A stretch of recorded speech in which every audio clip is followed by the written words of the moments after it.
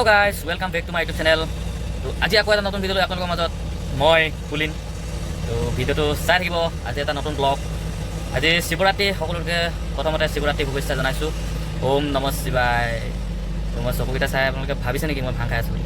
নাই, মই একো খোৱা নাই। আজি নৰ্মেল মাইণ্ডত আছোঁ। মই বৰ্তমান আহিলোঁ লেখাপালি। তো মই আপোনালোকক দেখাম এনেকুৱা খাটাং মেচিন। বলক ভিডিঅ'টো চাই থাকক।